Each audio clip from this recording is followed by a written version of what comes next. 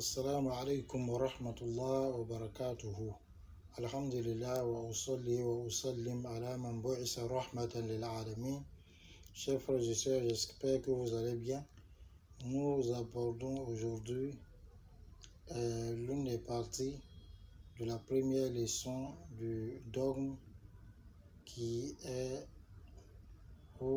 évoque l'importance du tawhid et sa définition. Alors, nous avons commencé à définir le dogme authentique. On a défini les différents piliers et on a commencé par étudier les différents piliers.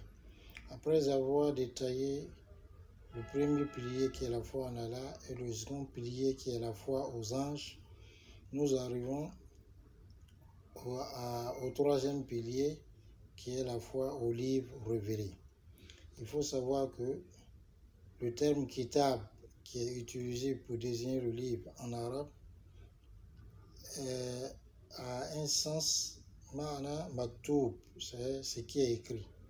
Mais l'objectif voulu, c'est l'ensemble des livres révélés par Allah subhanahu wa ta'ala à ses différents messagers, que ce soit directement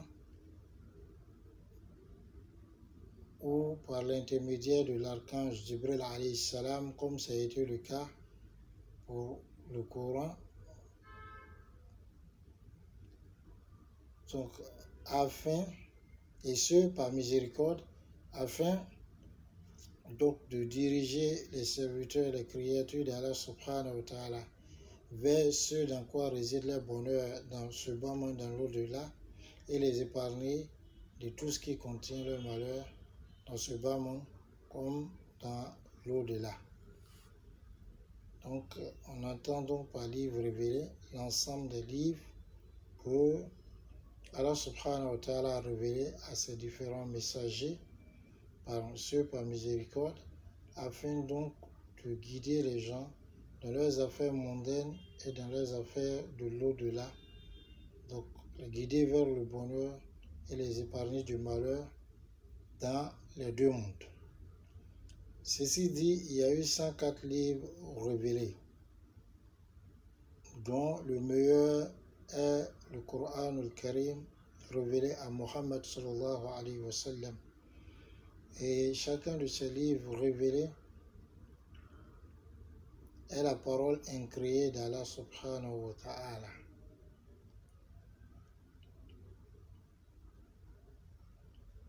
Maintenant, comment on croit le Coran aussi est le dernier révélé. Maintenant, comment on croit aux livres révélés? La croyance aux livres révélés implique 4 choses. Premièrement, croire qu'ils viennent réellement d'Allah subhanahu wa ta'ala, comme Allah a dit dans la sourate al-Hadid le fait. وَلَقَدْ أَرْسَلْنَا رُسُلَنَا وَأَنزَلْنَا مَعَهُمُ الْكِتَابَ.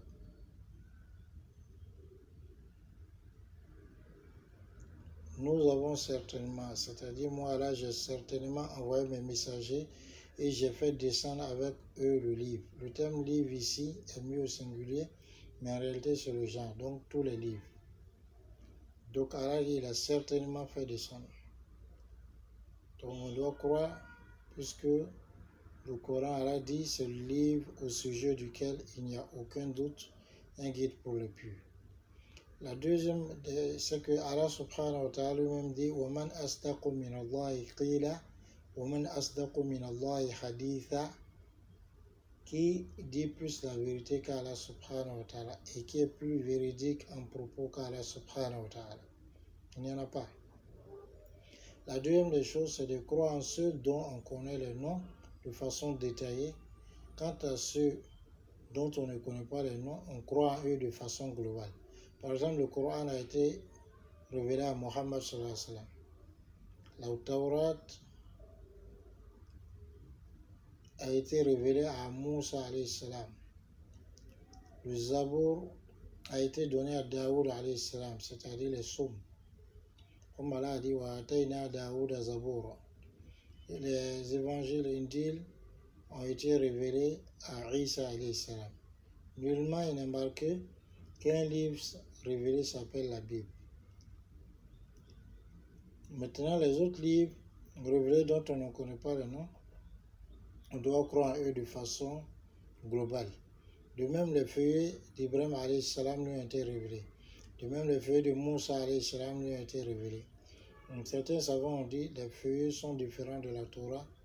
D'autres ont dit que les feuillets, c'est la Torah.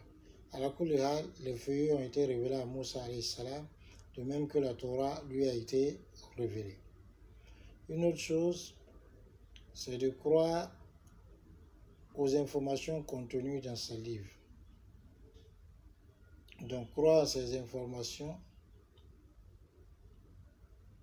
que notre esprit les accepte ou pas, on doit croire à ces informations. Pour ce qui est du Coran, alors il n'y a pas d'exception.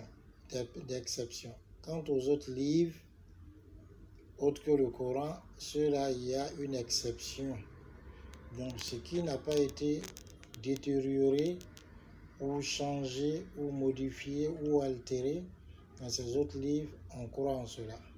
Voilà pourquoi Allah dit subhanahu wa ta'ala, inna nahnu nazzalna zikr wa inna lahu lahafizun. C'est moi Allah qui ai fait descendre le rappel, c'est-à-dire le Coran, et c'est moi qui en suis gardien, comme il le dit dans la sourate 15 au verset 9.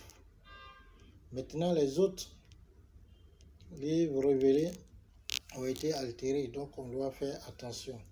Voilà pourquoi Allah dit subhanahu wa ta'ala, وَإِنَّ مِنْهُمْ لَفَرِيقًا يَلْوُونَ أَلْسِنَتَهُمْ بِالْكِتَابِ لِتَحْسَبُوهُ مِنَ الْكِتَابِ وَمَا هُوَ مِنَ الْكِتَابِ وَيَقُولُونَ هُوَ مِنْ عِنْدِ اللَّهِ وَمَا هُوَ مِنْ عِنْدِ اللَّهِ وَيَقُولُونَ عَلَى اللَّهِ الْكَذِبَ وَهُمْ يَعْلَمُونَ.